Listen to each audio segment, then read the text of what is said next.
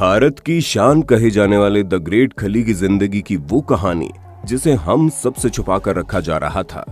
एक ऐसा किस्सा जिसमें खली के हाथों एक रेसलर की मौत हो गई थी। रेसलिंग की दुनिया में एक ऐसा दौर हुआ करता था जहां कोई ये मानने को तैयार ही नहीं था कि ऐसा शख्स जिसे अंग्रेजी का आ भी नहीं आता वो सरहद पार जाकर लोगों के छक्के छुड़ा देगा। लेकिन खली ने जब रेसलिंग की दुनिया में कदम रखा तो इतिहास के पन्नों में हमेशा हमेशा के लिए अपना नाम दर्ज करवा दिया। पर वो कहते हैं ना कि सुबह की रोशनी के बाद रात का अंधेरा देखना ही पड़ता है, और ठीक ऐसे ही अंधेरे भरी दुनिया खली की भी जिंदगी में आई जब इनके हाथों एक रेसलर की मौत हो गई। अब वो कैसे हुई और क्या थी इसके पीछे की पूरी कहानी, चलिए आज की वीडियो में जानते हैं। पर हाँ, उससे पहले हम आपको ये जरूर बताएंगे कैसे दिलीप सिंह राणा ने द ग्रेट खली का सफर तय किया, कैसे एक लोअर क्लास फैमिली में जन्मा लड़का आज दुनिया की तमाम सुख सुविधाओं का आनंद उठा रहा है।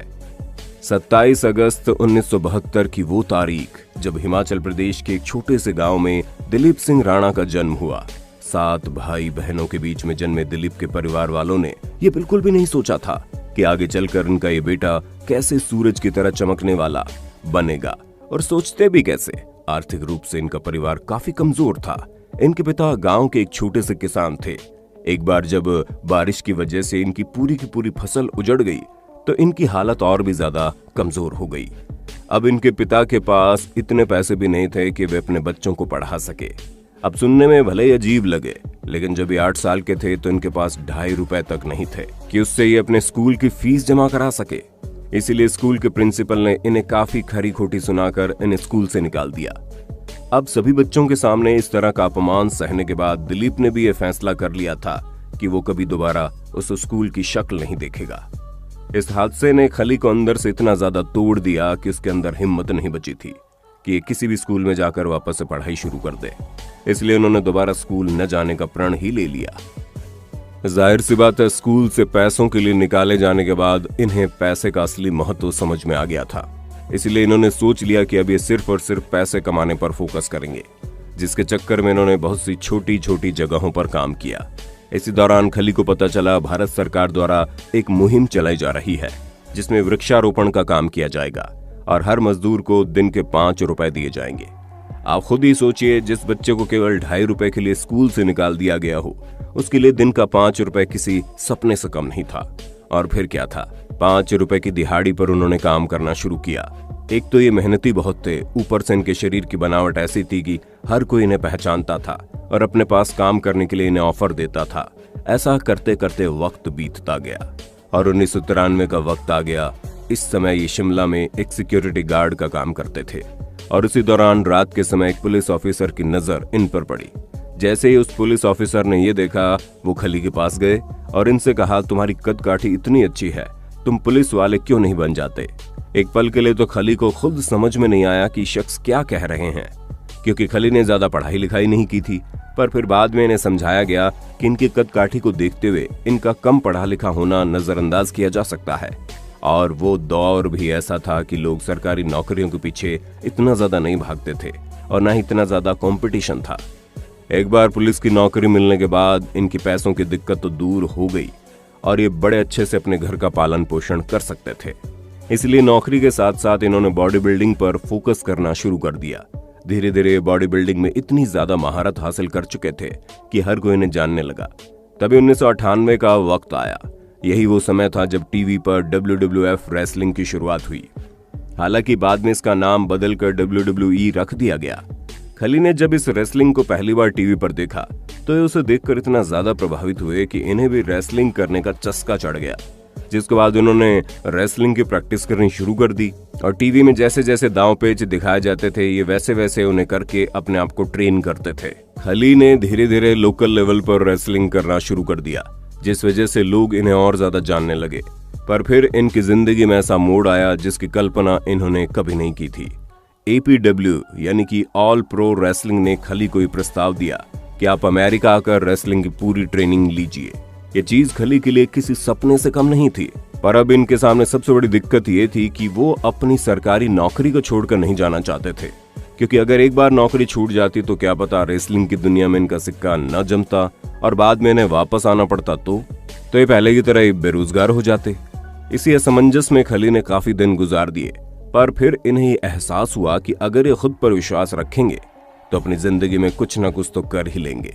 इसलिए इन्होंने नौकरी छोड़कर अपने सपने को अपनाना जरूरी समझा। अब अमेरिका जाने के बाद धीरे धीरे खली को यह एहसास होने लगा कि यहाँ आकर इन्होंने शायद कोई गलती कर दी है, क्योंकि 7 फुट के खली को रहने के लिए केवल 6 फुट का कमरा दिया गया। इनकी दूसरी सबसे बड़ी दिक्कत ये थी कि इन्होंने अंग्रेजी बिल्कुल नहीं सीखी थी, इसलिए अपनी बात वहां के लोगों को ठीक तरह से समझा भी नहीं पाते थे। पर जैसे तैसे खली मैनेज करते रहे और रेसलिंग की ट्रेनिंग लेते रहे और आखिरकार वो वक्त आ गया जिसका खली को बेसब्री से इंतजार था।